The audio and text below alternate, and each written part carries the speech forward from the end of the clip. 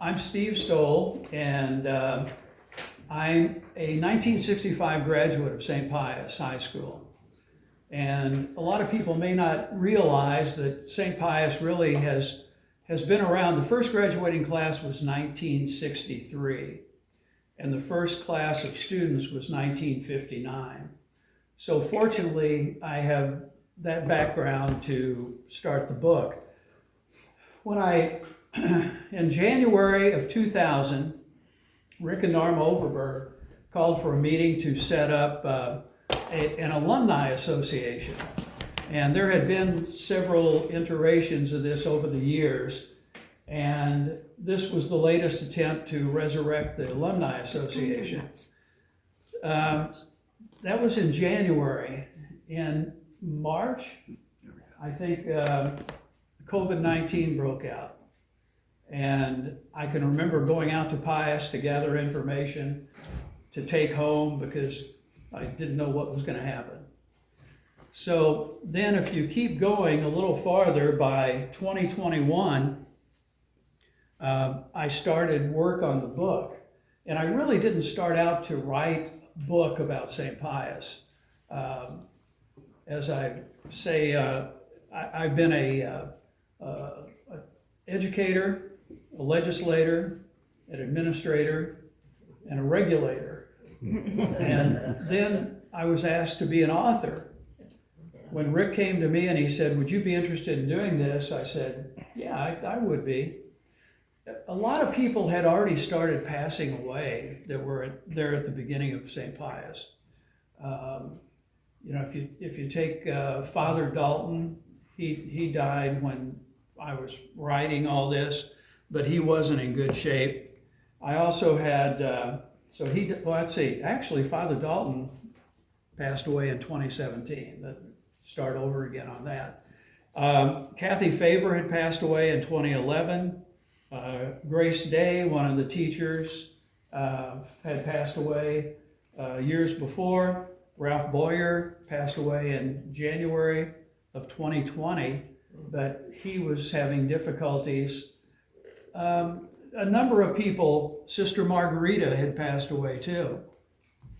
And also Bill Schmidt, who was one of the football coaches and history teachers at Pius. So what Rick said was, before the others pass away and times, keep moving along, if you would write something or interview these people, that'd be great. So I set out to interview some folks, and the ones that I interviewed, Father Jovanovic, and actually I had Jim and Brenda Sparling. They were friends of his and used to go up and visit him. And Father Jovanovic, who was one of the early priests there, he wrote some notes and sent them to me. Also Adele Grieving, who was the first lay principal, first person who was not a nun to be the principal at Pius. Barb Charbonneau. Now Barb had been there since she graduated with me in 1965, and then she went away to college at Southeast, came back and began teaching, and taught there until like a year or two ago. And she still has some involvement in St. Pius. Marty Zalanko and Scott Taylor have both been there since the late 70s. Kathy and I went over to Ruma, Illinois, and interviewed Sister Gabrielle Rowe, and she was one of the surviving sisters who had taught at Pius, and she was very helpful. For example, I'd ask her to check with their archivist about, for example, was there something written? Did somebody ask for the Sisters of the Precious Blood to come to Jefferson County, Missouri? How did they end up here? Because there never had been Precious Blood sisters over here before. And she found out that no, they hadn't. They just talked about it at a meeting, that there had been a verbal request for teachers, and that's how it started. So folks like that, and then Jackie White.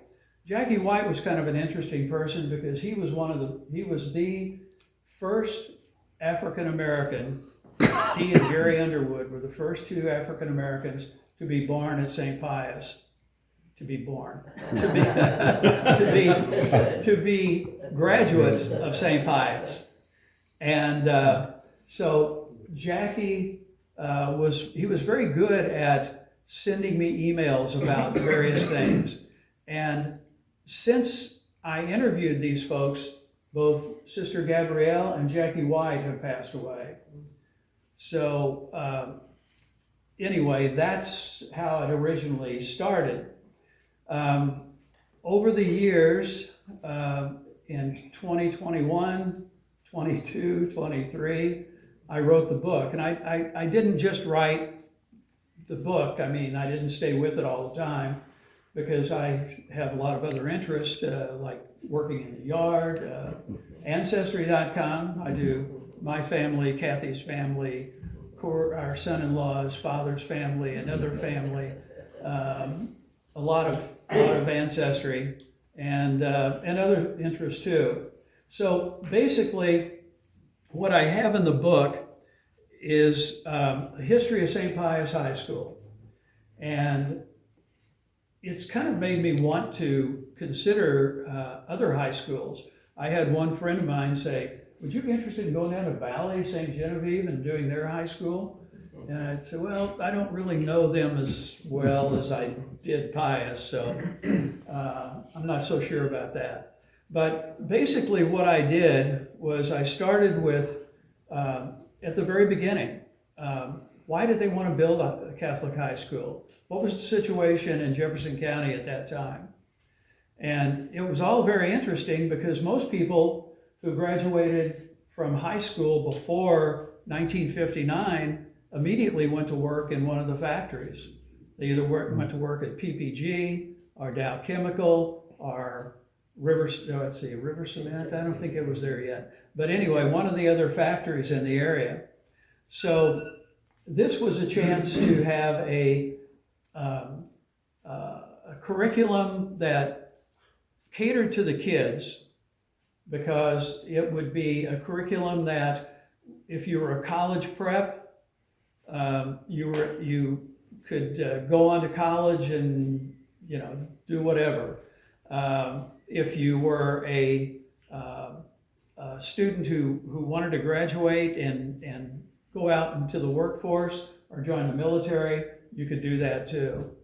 So it was really a college prep curriculum that I think really drove things. And before you know it, a lot of people did end up going to college, I think, because of that. My parents always said, you're going to go to college, and it's kind of like the little girl across the street said, you mean it's an option? Because I told her. So she didn't realize it was you could go to college or you didn't have to, because her parents had always told her, you're going to college. So basically what I did were those things. Why was it called St. Pius X? That's in here too.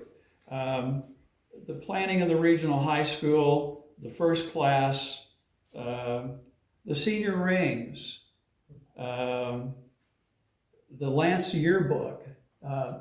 Unfortunately, the nuns kept really good records of things. And honestly, well, for example, when the very first class, which I was in the third class, in 1959, though, the tuition was $50 a year. Wow. And that would be the equivalent today of $531. $531. So but tuition today is $10,680. So it takes quite a commitment to send your kid there today. So the sisters who were there really kept good records. I have records of all the senior class meeting, the minutes from those meetings that Sister Margarita kept. and a variety of other things too. And I do a section in here on some of the leaders at St. Pius. In a sense, I really don't think anybody will do another book on St. Pius. So one thing that I've done is I put in here custodians of the mission of St. Pius 10th High School. And the custodians of the mission are more, some of the people I didn't really know, but I learned about them. And so they're included in here also. And then I highlight again some of the influential leaders of the school. And lastly, I go through some things about fundraising and the School Hall of Fame and where these things started. So the book is 139 pages basically. And somebody gave me the one other idea. They said, you know what would be neat would be if you could have a list of all the teachers who taught at St. Pius. So I said, oh, what the heck? You know, I'm staying home, I'm retired too. And so at the back of the book, I have a listing of every teacher who taught at St. Pius, what they taught and when they taught. And that was a challenge because I went through every yearbook. I had some lists that the school had, but even the school didn't have a complete list of all the teachers who'd ever taught there. So this is the first one they've had. Nice. Yeah, so that was just kind of an added bonus, and that was so that made up the book. And basically, it's simply a history of the entire school from the very beginning. But I don't have a lot of people in it. I mean, there are some people like different classes and things like that, various leaders, but I really didn't think it was necessary to put in who won a speech contest in 1961. You know, there's things like that I left out, but I do have a picture of Ken's brother in here. Tim Barr, who went to school with me, he was a year younger. I've got a picture of him and several of his classmates, and they gave like 52 trees and shrubs to St. Pius, and those are growing on the campus today. And I've got a picture of one of the first basketball teams, 1960-61, which has a lot of people that you'd recognize today. Larry Crodinger from the HVAC shop in DeSoto and so on. So anyway, that's about it. And I did publish these through Amazon, and they take a big chunk of money out of it. But, you know, really, I didn't do this to make money. I did it to...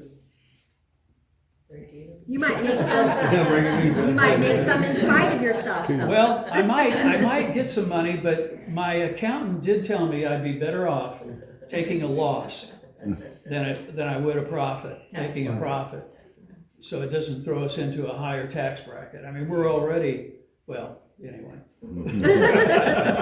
No. So anyway, that's how I came to write the book. Oh, and the cover is a watercolor done by Sister Borgia Falick, and she taught at Pius in the late 70s. And not only did I graduate from there, I eventually taught there for a couple of years. And so she did this watercolor, and it still hangs in the main office at the high school. And I thought that they did a good job of designing the cover and putting it all together, formatting it for me. So basically, that's the story of the book that I wrote. And I never expected to write a book. I mean, I kind of thought it would be a collection of interviews, and all of a sudden it took on a life of its own, and here we are. So, do you know, as far as the history of the county goes, Were there a lot of Catholic schools in the county? Were they one of the first, or? There were Catholic schools, but they were all grade schools. So there was a grade school in DeSoto, the St. Rose. There was a Sacred Heart School in Festus, Our Lady's School in Festus. There was one in Arnold, in Hillsboro, Good Shepherd. But there was no high school. And that's an interesting thing. I'm glad you mentioned that, because St. Genevieve had a Catholic high school. St. Louis was, had numerous Catholic high schools. But St. Pius and Jefferson County did not. And so that's why. So they were the only one? That was the only Catholic high school. It still is today. The only. Oh, really? Yeah. The only Catholic high school in the county.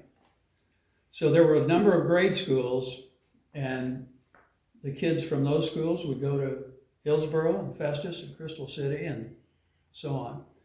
Tim Patterson went to Crystal City High School, and your sister went to Pius. Right? She was mad. See, there you go. She wanted to go to Crystal because it was just a half block to the high school. And that happened too. I mean, my best friends were Festus boys. And I really wanted to go to Festus at first but anyway, that's a whole nother story. And if I write any kind of a follow-up to this, and like Tim just mentioned, I'm going to call it St. Pius After Dark. And it's going to be all those stories that I couldn't tell in this one, because I had some people, I'd say, well, tell me some things about Pius. What do you remember? And they were always things like, do you remember when we put an outhouse on Charlie Large's front lawn? And stuff like that. And they were things that I couldn't tell. But in St. Pius After Dark, I'm going to expose a lot of those. I'll be on that list. You probably will. I'm sure you're on the list. And maybe you can tell me a couple stories. I got some. Okay. I've had others tell me stories too that, the time that, anyway, I'll just leave it at that. I've had people ask me to write a book about when I was on the bench. I said if I used the real names, I'd have to move out of the county. Well, that was another thing too that I thought, it has a ready-made audience. I mean, there are 6,000 graduates of Pius. There's all the parents and grandparents, and so that's been a good thing. And as long as Kathy and I make our money back and maybe take a little loss, that's okay with me, because it gets difficult to sell things and meet people at certain spots, and well, you know how it is. Bill, you know how it is. Yeah, Bill sure does. Yeah. Anyway, any other questions? Okay, I just wanted to share this with you. Ken asked me if I'd come out and do that, and I told him I would. And I'll tell you, this is a great time to be publishing things, because you can do it so much yourself. And so my book cost $20, but 15 of it goes to Amazon, because they formatted it and did the cover and everything, which I didn't really care, so I got $5. But then you got to pay taxes and so on. So anyway, I'm sure it'll all work out. And I didn't do this as a money maker, did we? No, because on Amazon you can choose what you charge. Correct?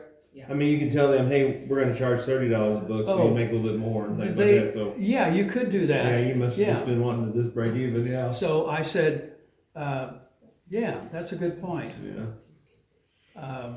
I could sell it for more, but they are a bargain. $20. I thought $20 was about. Yeah, some I think was a good price. So Well, that dirty book you're gonna write, you can charge 30. You can, now. yeah, I you want can. it. Well, I think for that one. And 40 to keep their name out of it. You have to put a big X on the front of that one, right? Yeah. St. Pius X. And it's gonna be the dark cover and Yeah. some of those folks will be able to tell stories. They might pay you to keep their stories out of the book. There could be some. There could be. I'm not scared anymore. You're not? The names have been changed. Just whatever happens at Yeah. this point, huh? What's that? I said the names have been changed to protect the Yeah. people. Yes, to protect the guilty. Well, thanks for having us All out right, here. well, thank you. And, Yeah, thank